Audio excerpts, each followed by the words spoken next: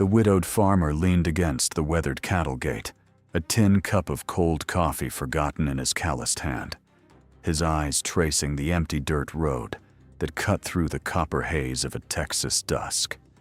Cicadas hummed in the dry brush. The wind carried the scent of sunburnt grass, and something older loneliness folded into the wood of the fence posts. Then she came, a young woman rising out of the dust, like something the land itself had breathed into being. No truck, no suitcase, only a worn canvas bag and 2 bare feet, bleeding through split seams of leather. She did not weep. She did not plead. She only looked into his eyes and said, "Let me sleep in the barn. I'll do any work you need." Behind him through the screen door, a small child began to cry. Why didn't he close the gate? He did not know how long he stood there before he stepped aside. The gate groaned on its hinges as Thomas Calloway pushed it wider, the same groan it had made for the better part of 20 years, the same groan Sarah used to scold him about fixing. He had not fixed it.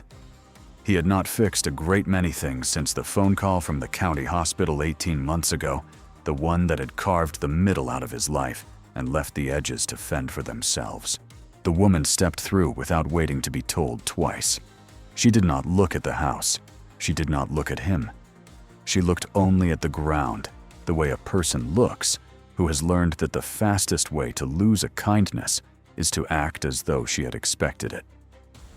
"There's a room behind the barn," Tom said, his voice coming out rougher than he had meant. "Cleaner than the stalls. Water pumps out back. I'll bring you a blanket."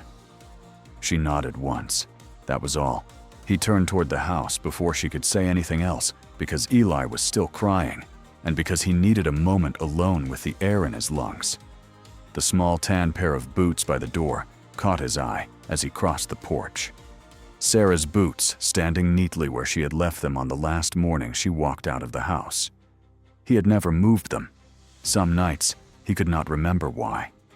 Other nights, he was afraid that if he did, he would forget the shape of her foot, the sound of her laugh, the particular way she had of saying his name when she was tired. Inside, his son sat on the kitchen floor in his pajamas, red-faced small fists pressed into his eyes. 3 years old, and already carrying a grief too big for a body his size. Tom crouched down and gathered him up without a word. The boy smelled like sleep and milk and something faintly of his mother, though Tom could no longer tell if that was real or a trick his heart played on him when he needed it most. "It's all right, bud," he murmured into the soft of Eli's hair. "It's all right." It wasn't, but that was what fathers said. Tom's own father had taught him the shape of those words long before he had ever needed them, had taught him, in a hill country kitchen, not so different from this one, that men in Texas did not weep, did not complain, did not say aloud the things that weighed most. Tom had learned that lesson well.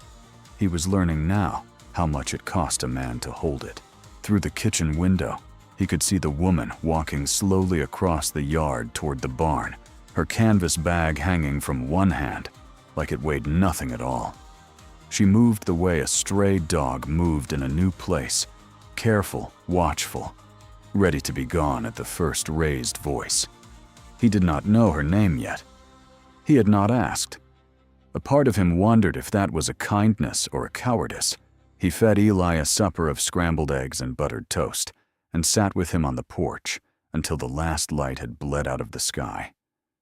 Coyotes called to each other somewhere past the ridge. The barn sat dark and quiet under the rising moon, and Tom thought more than once about carrying a plate of food across the yard. He did not.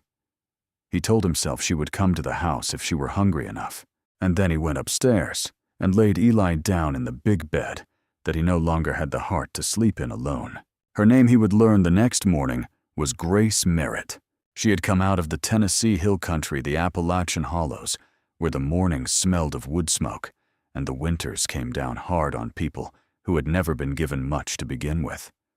Her mother had died of cancer when Grace was 19, and the man her mother had married the year Grace turned 14 had sold the house before the grave had finished settling. Grace had walked out of that house with a suitcase of clothes and the clean, hard certainty that nobody in the world was coming to look for her. That had been 8 years past. She had not stopped moving since. None of that she told him at the breakfast table. She told him only that she could cook, that she could mend fence, that she had worked a dairy farm outside Knoxville for 2 seasons and would not need to be taught twice. She would stay a week, she said, if he would have her. After that, she would be on her way. She spoke the way a person speaks who has learned not to ask for more than 1 week at a time, because 1 week is a thing the world will sometimes give you, and a month is a thing it almost never will. Tom listened without interrupting. When she was done, he looked at her hands, at the flat, split calluses across the pads of her fingers, at the pale scar along the back of one knuckle, and he believed her. "A week," he said. She nodded, as though the word itself were a contract. That first day, she worked until the sun went down. She cleaned out the chicken coop that he had let fall into ruin and mended a section of the back fence where the barbed wire had come loose from the post. She found the rusted hoe leaning against the shed and turned over a patch of the kitchen garden where Sarah had once grown tomatoes without asking whether she ought to. Tom watched her from the porch while Eli played in the dirt at his feet, and he felt after a long season of nothing, the strange and unwelcome sensation of not being alone. He slept poorly that night. It was not her fault. He had slept poorly every night since the hospital. But there was something new in the quiet, the knowledge of another person breathing under the same sky, the same ridge, the same scattering of stars, and it sat in his chest like a question he did not know how to ask. He woke before dawn, as he always did. But the kitchen was not cold. Tom stood on the bottom stair in his sock feet and did not at first understand what he was seeing. A fire had been laid in the wood stove. A pot of coffee was steaming on the burner. The kettle was on, just beginning to whistle. And there, seated on the floorboards in front of the stove with his small plastic cup clutched in both hands, was Eli, not crying, not fussing, not reaching for his father's leg the way he did every morning of his small, remembered life, but watching Grace, who stood at the counter in the soft blue light before sunrise, whisking batter in Sarah's old yellow mixing bowl. She looked up. Her face went a shade paler when she saw him. "I'm sorry," she said quickly, setting the whisk down. "I didn't mean to. I only thought the boy woke crying, and I didn't want to leave him up there alone. And then the stove was cold. And Tom shook his head. He could not speak for a long moment. He only looked at his son, at his small, calm, steady little boy, who had not sat still on a morning floor since the morning his mother did not come home, and he had to turn his face toward the window until the burning in his throat went down. "Sit down," he said at last. "Please." She sat. He poured himself a cup of the coffee she had made.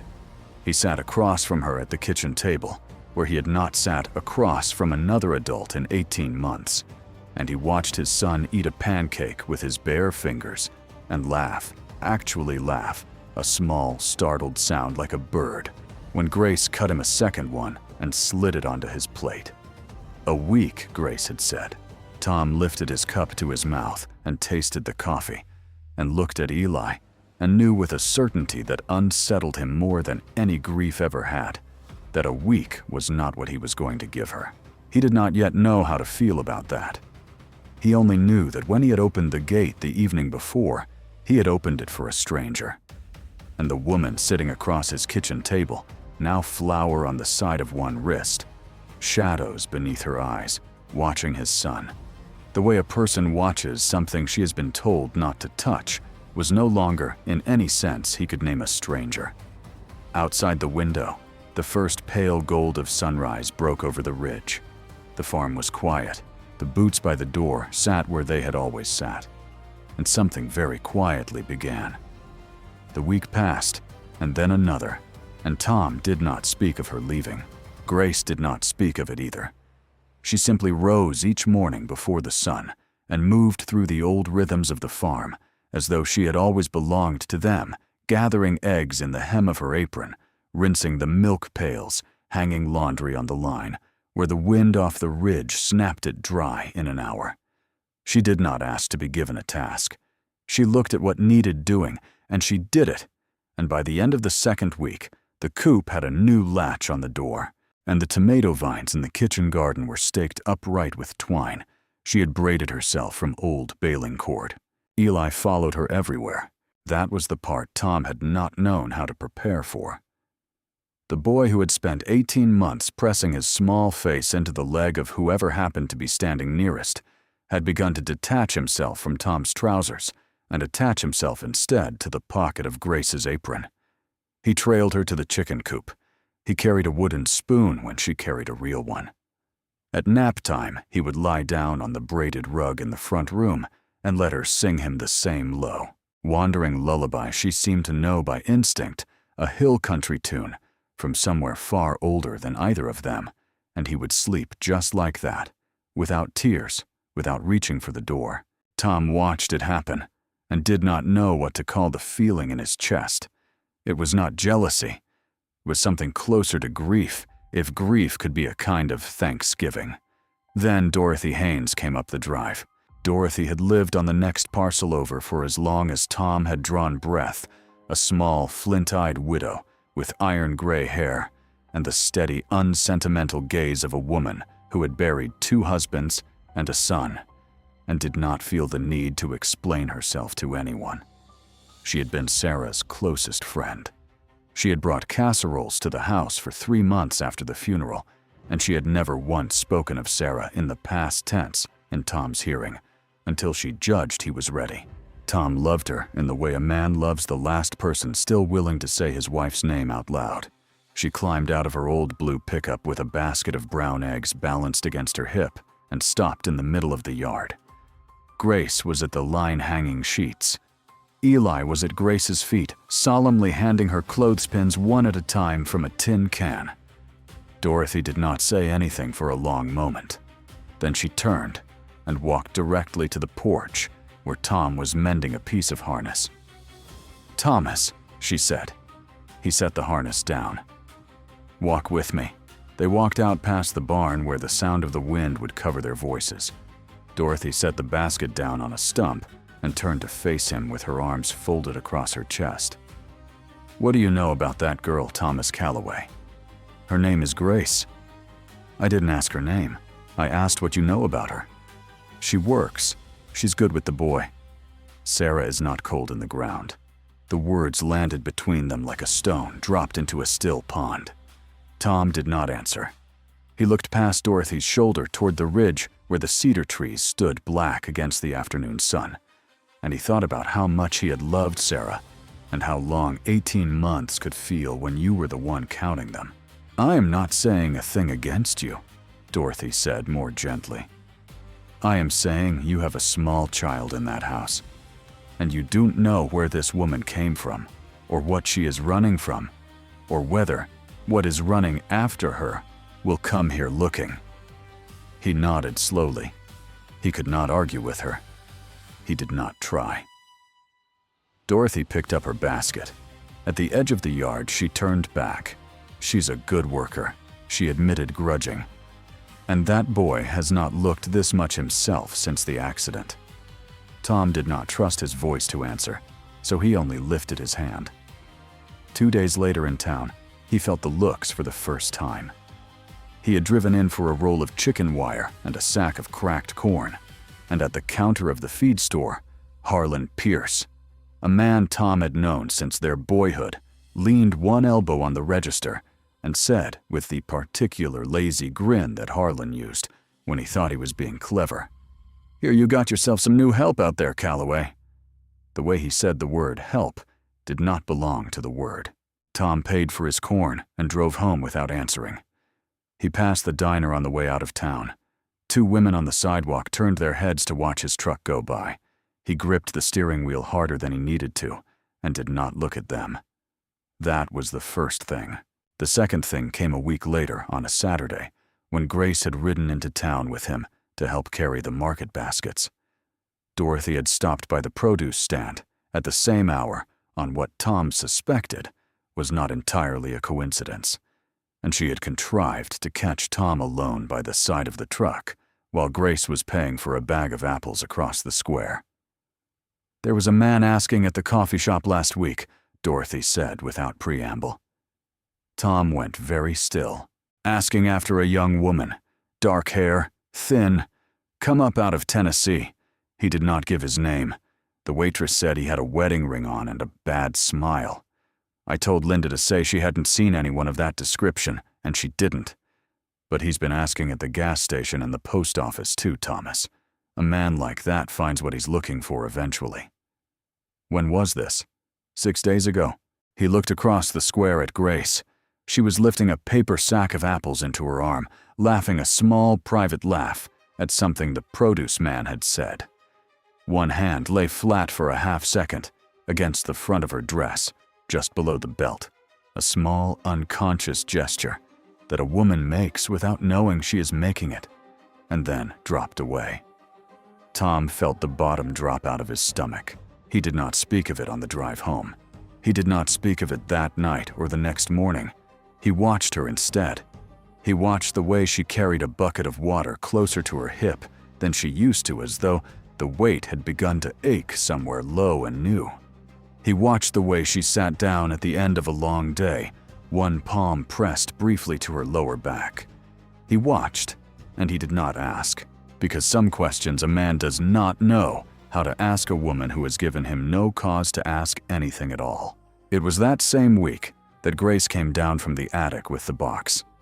She had gone up to clear out the nesting of a pair of barn swallows that had gotten in through a broken soffit, and she had come down 20 minutes later with a cedar chest in her arms, about the size of a bread box, its lid fastened with a small brass clasp. She set it on the kitchen table in front of Tom and did not open it. "This was pushed back under the eaves," she said quietly. "I didn't look. I thought you would want to." She left the kitchen without waiting for him to answer. Tom sat with his hand flat on the lid of the box for a long time before he opened it. Inside were photographs, a braided lock of pale hair tied with a ribbon. Eli's from his first birthday, a pressed sprig of bluebonnets that Sarah had saved from their first spring, together on this land. A silver bracelet engraved on the inside with a date he had not let himself think about in a year and a half. A folded letter in Sarah's handwriting addressed to no one. He read the letter. He laid it flat on the table, and he put his face in his hands. And after the long, cold silence of 18 months, Thomas Calloway wept quietly, shaking the way a man weeps when he has forgotten how to do it and has to learn again from the beginning. In the morning at the kitchen table, he caught Grace's eye as she set down his coffee. "Thank you," he said. 2 words. She knew what he meant. She only nodded and turned back to the stove. A few evenings after that, while Grace was putting Eli to bed, a letter was laid on the kitchen table, in Tom's sight, not hidden, not quite shown. It was addressed to Grace Merritt, forwarded care of the post office from somewhere in Tennessee. The return corner bore the name of a lawyer's office in a town Tom had never heard of. The envelope had been opened. Grace had not spoken of it. Tom did not ask. He only looked at the name in the return corner and understood without being told that some part of her old world had caught up with her in the mail. He did not ask her about that either. She would tell him he thought, or she would not. Either was her right. Eli fell sick on a Tuesday. It came on fast, the way sickness comes on in small children. Fine in the morning, listless by lunch, and by the time Tom came in from the south pasture, at dusk, the boy was burning up in Grace's arms on the front room rug, his small body gone as hot as a stove eye, his eyes glassy and far away. Tom felt fear move through him like a cold wind. The hospital was 30 minutes on the county road in the dark, and the nearest doctor was a woman who had already told them twice this year that she was not taking night calls. He stood in the middle of the front room, and for a full second, he did not know what to do with his own hands. Grace did. "Get me a basin of cool water," she said. Her voice had gone quiet and level, in a way he had not heard it before. "And a clean cloth, and honey from the pantry if there's any left. And ginger, is there? Ginger root. Good. Bring it." He did what she said. She sponged Eli down with the cool cloth from the crown of his head to the soles of his feet, and she pressed the cloth to the hollows of his wrists and the backs of his knees, where the fever ran closest to the skin. She crushed ginger into a cup of hot water and stirred in a spoon of honey and coaxed it sip by sip between the child's dry lips.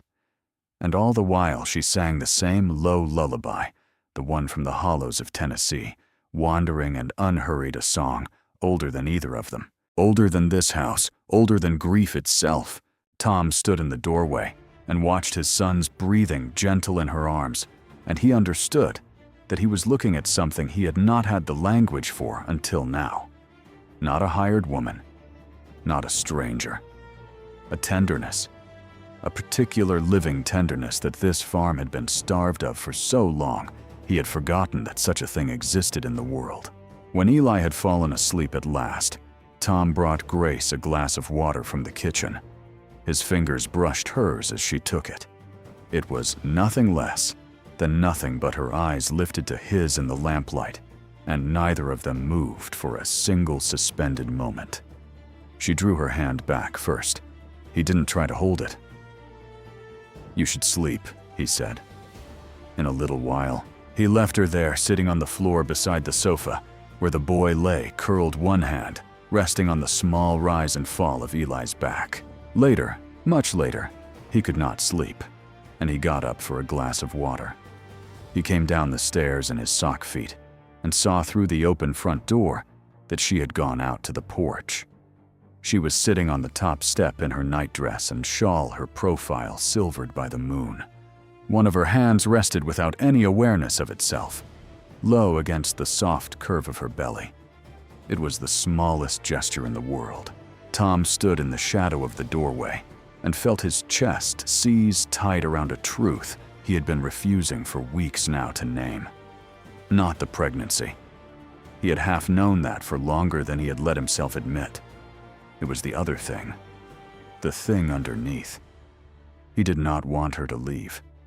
He went back upstairs without a sound, and he lay awake until the first blue of morning came in through the window. He asked her the next evening. Eli was asleep. The dishes were washed. They were sitting on the porch steps the way they had begun to sit at the end of some days, not quite together, not quite apart, a foot of pine board between them. "Is there something I ought to know?" She did not answer for a long while. When she did, her voice was so low that he had to lean forward to catch it. "I'm not sure. I've thought so for a few weeks. I haven't seen a doctor." He waited. "There was a man in Arkansas," she said. "His name was Cole. He told me he was going to take me to California. He left the morning after I told him I might be carrying." She looked down at her hands folded tight in her lap. "I didn't come here to trick you, Thomas. I swear to you. I meant to go on as soon as I knew for certain. I only needed a little more road under me first." He looked at her profile in the porch light, at the tightness of her jaw, at the small tremor she was trying to hide in the corner of her mouth. "Go to bed," he said gently. "We'll talk in the morning." The next morning on the kitchen table, he left his truck keys and a slip of paper with the address of the women's clinic in Fredericksburg. No note, no explanation. He was out in the south pasture before she came downstairs. She drove herself in. She had learned to drive at 16 on a cousin's flatbed outside of Johnson City, and her hands remembered it, even when the rest of her had forgotten she could. 9 weeks, the nurse told her in a small white room with a calendar of Texas wildflowers on the wall. 9 weeks and healthy as best they could tell. The nurse asked her if she had a way to get home. Grace said yes. She sat in the cab of Tom's truck in the clinic parking lot for a long time after, with the engine off her hands on the steering wheel. In the breast pocket of her coat was a folded scrap of paper, a name, a phone number written in her own hand months ago, in a motel room outside Fort Smith. She took it out. She tore it once. She tore it again. She tore it into small, precise pieces the size of fingernails, and she opened the door and scattered them into the trash drum at the edge of the lot before she turned the key in the ignition. Then she drove home. She did not go into the house when she got there. She went directly to the room behind the barn, and she set Tom's keys on the little pine table by the door, and she began to fold her things into the canvas bag she had come with. 3 dresses, a sweater, a pair of stockings, the small tin box of hairpins her mother had given her a month before she died. She folded each thing slowly and deliberately, the way a person folds her own grief when she has had long years of practice at it, and she did not let herself stop. This was what she had decided sitting in the truck in the clinic lot. This was the kindest thing. A widowed man with a small child did not need a strange woman with another man's baby in her. That was not a gift. That was a weight. And she had decided somewhere between the clinic and the farm gate that she would not be the weight that broke Thomas Calloway's back after everything else life had already asked him to carry. She would be gone by nightfall. She would leave a note. She would thank him. She was folding the last of her stockings when she heard the barn door open. Tom stood in the doorway, his hat in his hands. Behind him in the yard, Eli had come running at the sound of the truck, barefoot in his little denim overalls, and the boy was standing now in the doorway, at Tom's hip, staring up at Grace with wide, uncomprehending eyes. Without a word, Eli crossed the floor and wrapped both his small arms around her leg. He pressed his face into her knee and held on. He did not cry. He was 3 years old, and he did not have the words for what he was feeling, but his small body understood with a terrible and exact clarity that she was leaving. Grace stood very still with the stocking in her hand. She did not dare look at Tom. She could feel him in the doorway, the shape of him, the held breath of him, and she knew with the same exact clarity as the child at her knee that whatever he said next was going to be the thing that broke her one way or the other. The canvas bag sat half-packed at her feet. The Texas wind moved through the open barn door, and Thomas Calloway stood in the doorway of that little room behind the stalls, and for a long while he did not say anything at all. Put the bag down. 2 words. That was all Thomas Calloway said, standing there in the doorway of the barn room, with his hat in his hands, and his son pressed against the leg of the woman he had not yet given himself permission to love. Grace did not move for a long moment.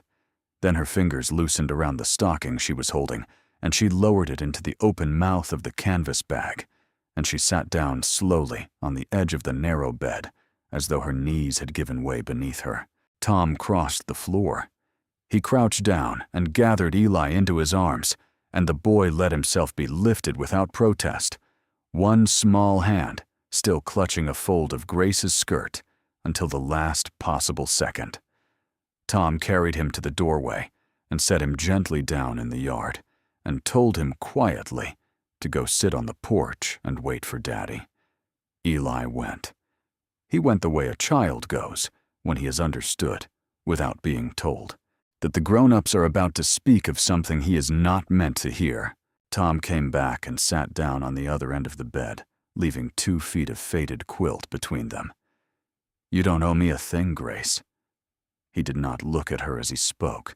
He looked at his hands open on his knees, as though the words were written there. "Not your story. Not your reasons. Not that baby. You don't owe me a single thing." Her eyes filled. She kept her face turned toward the floor. "But you don't have to run anymore. Not from here. Not from this place." He lifted his head then. His voice was very low. "I don't know what I'm asking. I don't have the right words for it yet. I only know that when I saw that bag on the floor, something in me—" He could not finish the sentence. He did not try. Grace sat very still on the edge of the bed. After all the long years of quiet weeping that she had taught herself in borrowed rooms and truck stops, she put her face in her hands now and wept in front of another person. Not the soft, private weeping of a woman who has trained herself to be silent. The other kind. The kind that comes up out of the bottom of a person's chest when a door she has been leaning against her whole life suddenly opens inward, and she falls through it. Tom did not move toward her. He only stayed where he was on his end of the bed until she was done. And then quietly he stood and walked out of the barn and left her to herself. What followed was harder than either of them had expected. Staying, it turned out, was a thing Grace did not know how to do. Her body changed week by week, the child inside her growing in small, insistent increments that left her nauseous some mornings and bone-tired by afternoon. But the harder change was the one nobody could see. She had spent her whole adult life braced for the moment someone would tell her to leave. She had learned to read the first hint of it, a tightening around the mouth, a door left closed 1 second too long, and to be gone before the words were spoken. And now suddenly there were no signs to read. There was only a kitchen that expected her at breakfast, a small boy who reached for her hand at the top of the porch steps, a man who set a second cup of coffee on the rail beside hers every morning without comment, as though the gesture itself were a fact of the world. It undid her. There were days she could hardly bear it. Days she went out of her way to be difficult, burned the biscuits on purpose, snapped at Tom over nothing, let a dish slip from her hands and shatter on the kitchen floor, and stand there, daring him with her eyes, to finally raise his voice at her. He never did. He only picked up the broom and swept the pieces into the dustpan, and in the morning there were 2 cups of coffee on the porch rail again, as though yesterday hadn't happened at all. It was that more than anything that began to unmake the hard thing inside her chest. Not the kindness itself, the repetition of it. The quiet, stubborn, unshaking repetition of a man who had decided that she did not have to earn her place here by being anything other than present.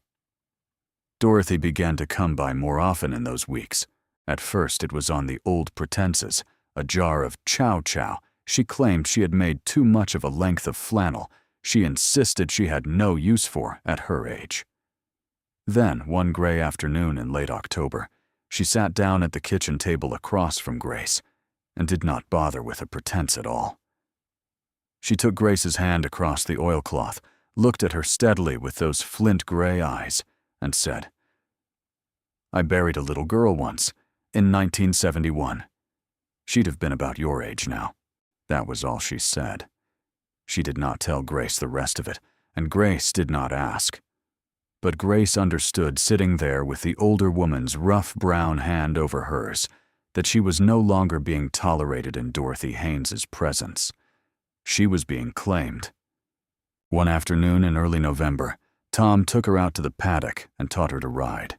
He had an old roan mare, Sarah's horse, though he did not say that part aloud, and he walked Grace through the saddling and the mounting with the patience of a man who had taught a child to ride before. When her foot found the stirrup and she swung herself up, her balance tipped for a second, and his hand came up to steady her at the small of her back, a brief, careful pressure, nothing more, and stayed there a half-second longer than a handhold required. Their eyes met over the saddle. Neither of them said anything. He stepped back. She took up the reins. The mare walked on. But something had been named between them without a word that could not be unnamed. The letter that had been sitting on the kitchen table 2 weeks before came back out finally on a cold Sunday evening. Grace laid it in front of Tom without meeting his eyes and sat down across from him while he read it. It was from a lawyer in a small town in East Tennessee.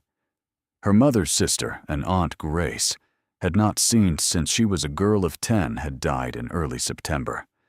There was a small sum of money set aside in her will for her only niece. The lawyer had been attempting to reach Grace for 2 months through her last known forwarding address in Arkansas. Somebody somewhere along the line had been asking after her. "He knows now," Grace said quietly when Tom had folded the letter back into its envelope. "Harold. If this letter found me, he found out too. Tom did not argue with her. He only nodded once and stood up and went to lock the house for the night. Harold Merritt came up the drive on a Thursday in the second week of November.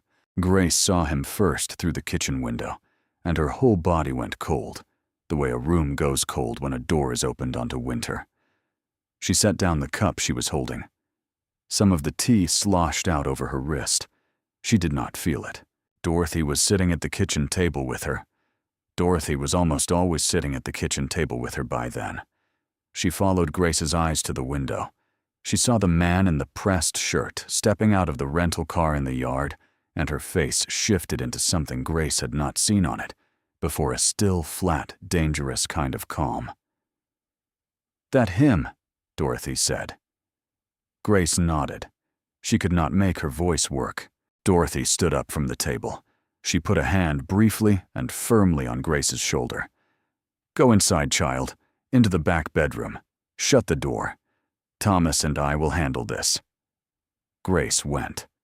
Tom was already coming up from the barn by the time Harold reached the gate. He had seen the car, too.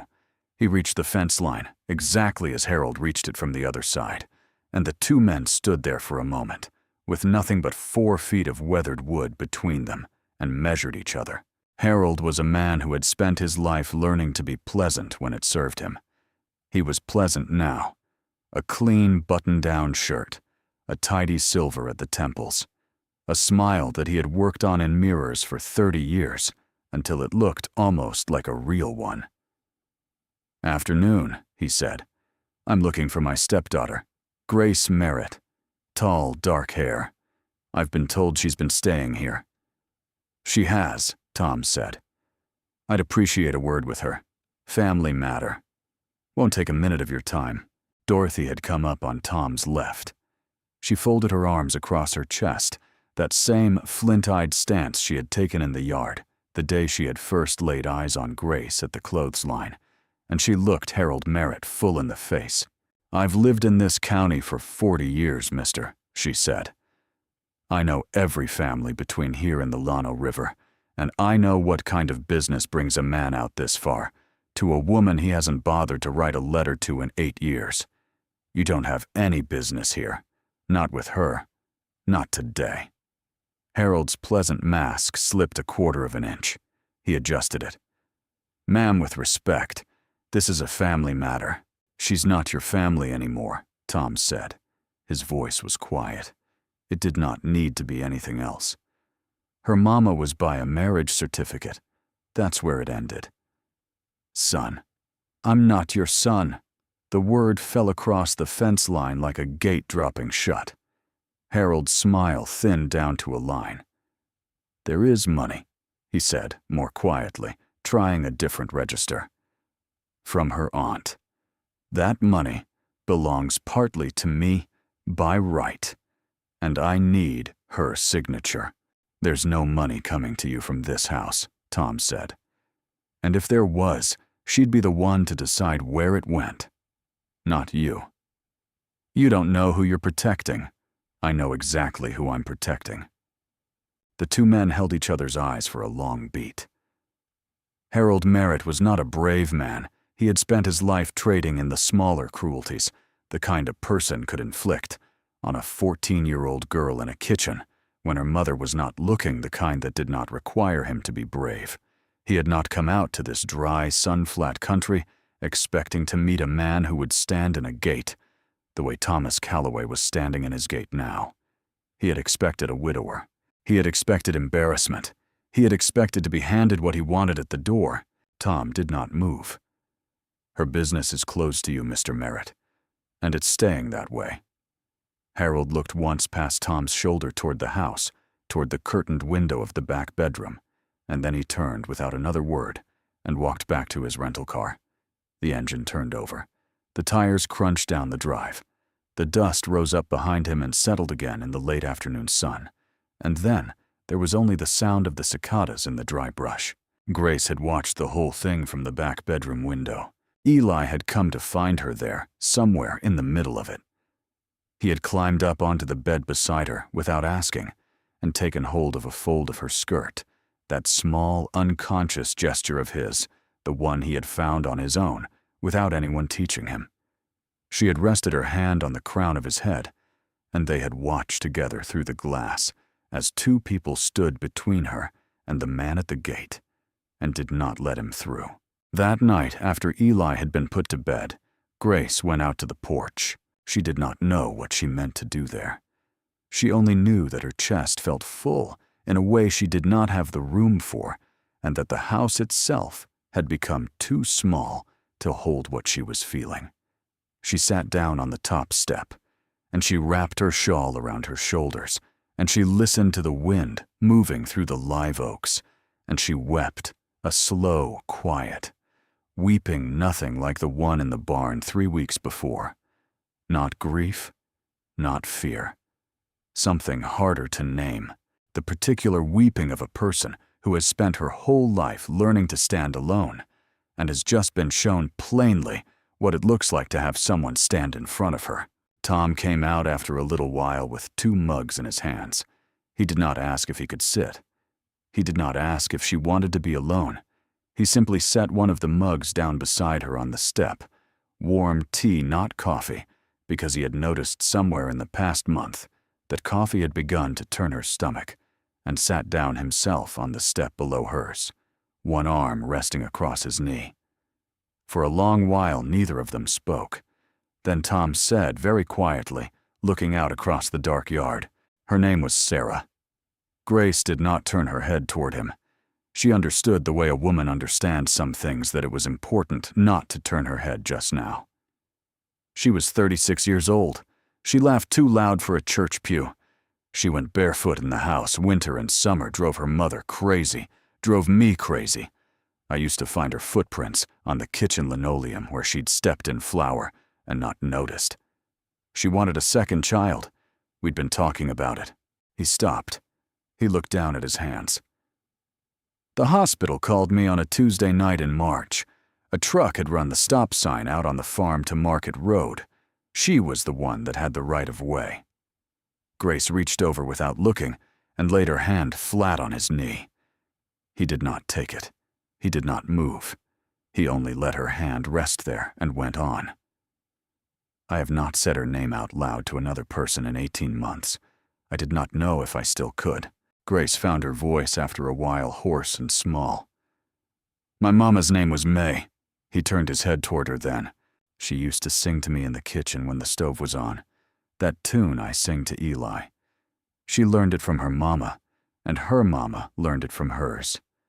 She'd put her hand on the back of my neck when I was little, and Grace's voice caught. She let it. She held my hand at the end. That's the last thing I remember of her. The shape of her hand in mine. I keep thinking I'll forget it. I haven't yet. Tom put his hand finally over hers, where it rested on his knee. Neither of them spoke for a long time after that. The stars came out one by one over the ridge. Somewhere off past the stock tank, a screech owl called thin and wavering. The wind moved the chimes Sarah had hung on the porch eaves a long time ago, and the small, soft sound of them was at last not a thing that hurt Tom to hear. I don't know what this is, he said at last. Neither do I. I don't want you to go. I'm not going. He did not kiss her that night. He did not try. He only held her hand on the top step of the porch until the chill came down off the ridge, and she began to shiver. And then he walked her to the door of the house and wished her good night at the threshold and went back out alone to lock the barn. But something inside of him had closed against one thing and opened toward another. May Calloway was born on a clear morning in early May in the big bed upstairs, where Sarah had once slept with Dorothy Haynes, on one side of Grace, and the county midwife on the other, and Tom pacing the length of the front room below with his son in his arms. The baby came easy by the standards of such things. She was small and loud and perfectly formed, with a dusting of dark hair and her mother's long, serious mouth, and when Dorothy brought her downstairs, wrapped in a length of cotton flannel, Eli, nearly 4 years old, now gravely aware of the weight of the moment, reached up both his hands. "That's my baby sister," he said, with the solemn certainty of a boy who had decided, without consulting anyone, that he was now in charge of protecting her. They named her May for Grace's mother. Tom had been the one to suggest it. Grace had cried quietly and said yes. Dorothy became, in the months that followed, the grandmother that neither of those children had on either side. She came up the drive nearly every afternoon, her blue pickup kicking dust along the fence line, her basket full of whatever she had decided the household could not do without that particular day. She complained about the weather. She complained about the price of feed. She held May against her shoulder on the porch and hummed tunelessly into the baby's soft, dark hair and pretended ferociously that she was doing all of this only because somebody had to. Tom and Grace did not marry that year. They did not speak of marrying. There was no hurry in either of them. They had each spent long seasons alone, and they had learned to respect the shape of time. But one afternoon in early summer, when Grace was taking the sheets off the line in the side yard, Tom came up behind her, without her hearing him. He put his hand at her waist, not to steady her this time, just to rest it there. And when she turned, he lowered his mouth to hers and kissed her briefly. Certainly the way a man kisses a woman whose presence in his life he has already accepted as a fact. "I figure it's about time," he said. Grace laughed, a whole round laugh, one without anything under it. "I figure it is," she said. The story closes on a morning in late summer. Tom comes out onto the porch with 2 tin cups of coffee in his hands. He sets one down on the small pine table beside the rocker where Grace is sitting. May is sleeping in a cloth sling against Grace's chest, one tiny fist curled up under her chin. Eli is cross-legged in the dirt at the bottom of the porch steps, making a small, careful village out of pebbles and twigs, muttering instructions to himself. Tom sits down in the rocker beside hers. He does not speak. He does not need to. He has been sitting down beside her morning after morning for long enough, now that the gesture has become its own language. Grace looks at the coffee, then at him, then out across the yard toward the ridge, toward the long, slow roll of the hill country in the early sun. Sarah's tan boots are no longer by the door. They have been moved weeks ago up to the attic, set carefully on a shelf beside the cedar chest, with her photographs and her pressed blue bonnets and her silver bracelet. Nothing has been thrown away. Nothing has been erased. A place has only been made with care for what comes next. After all her long years of leaving Grace, Merritt does not want to stand up and walk away. And after 18 long months of waiting, Thomas Calloway does not feel as though the house behind him is waiting for someone who is never coming home. It is not waiting anymore. It is lived in.